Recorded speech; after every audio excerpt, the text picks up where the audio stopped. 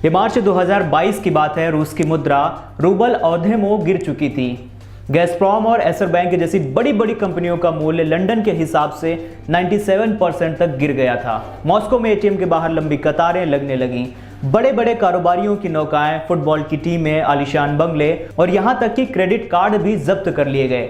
रूस भारी मंदी की चपेट में आ चुका था। करीब 2 वर्ष गुजर चुके हैं और इस आर्थिक परिदृश्य में बड़े बदलाव आए हैं। इस सप्ताह एक लंबे और चर्चित इंटरव्यू में रूस के राष्ट्रपति व्लादिमीर पुतिन ने काफी खुशी जाहिर करते हुए यह दावा किया कि पूरे यूरोप में रूस की अर्थव्यवस्था सबसे तेजी से बढ़ रही है।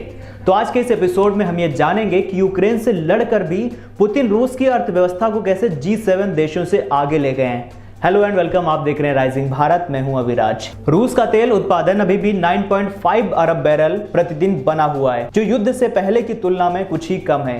रूस ने सैकड़ों टैंकर गुप्त तंत्र से खरीदे और उन्हें तैनात भी किया। इस तरह से वो प्रतिबंधों से बचकर निकलने में भी कामयाब रहा। रूसी तेल, गैस और हीरे से मिलने वाली विदेशी मुद्रा ने भी गिरते रूबल को संभालने में मदद की है। पश्चिम के नेता इस बात पर जोर देते हैं कि लंबे समय तक नहीं चलेगा, लेकिन वे इसके असर से भी वाकिफ हैं। एक विश्व नेता ने हाल ही में निजी तौर पर यह टिप्पणी की, हमने जितना सोचा था उसकी तुलना में 2024 पुतिन के लिए ज्यादा सकारात्मक रहने वाला है। हमने जितना सोचा था वो उससे अधिक बेहतर तरीके से अपने उद्योग जगत को पुनर्गठित करने में सफल रहे। चलिए अब बात करते हैं, क्या रूस ये विकास बरकरार रख पाएगा। पश्चिम के नेता लगातार कहते जा रहे हैं कि ये मॉडल लंबे समय तक नहीं टिकेगा, लेकिन सवाल ये है कि ये कितने समय तक टिक पाएगा।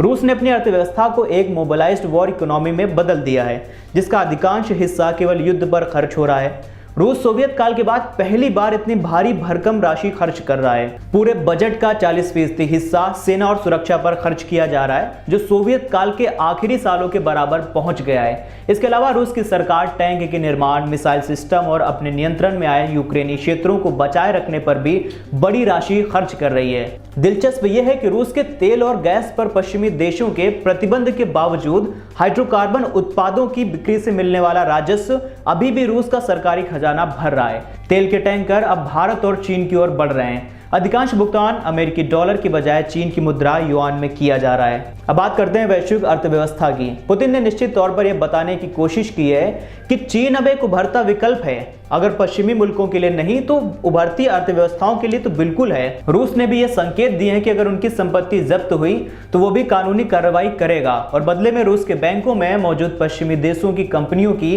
संपत्ति को भी अपने कब्जे में लेगा। इसीलिए रूस की अर्थव्यवस्था पर छाया युद्ध ये समझने के लिए आवश्यक है कि यह संघर्ष और वैश्विक अर्थव्यवस्था की ओर जा रही है। रूस की वॉर इकोनॉमी भले ही लंबे समय तक नहीं टिक सकती, लेकिन इसने देश को कुछ समय तो दिया ही है। रूस जिस तरह डटकर खड़ा है, उससे पश्चिमी देशों की कार्रवाई और तेज हो सकती है। ये वित्तीय युद्ध जो आकार लेगा, उसका असर रूस और यूक्रेन से कहीं आगे देखने को मिलेगा। फिलहाल आज के लिए इतना ही। देखते रहे राइजिंग भारत। तब तक के लिए शुक्रिया। अलविदा।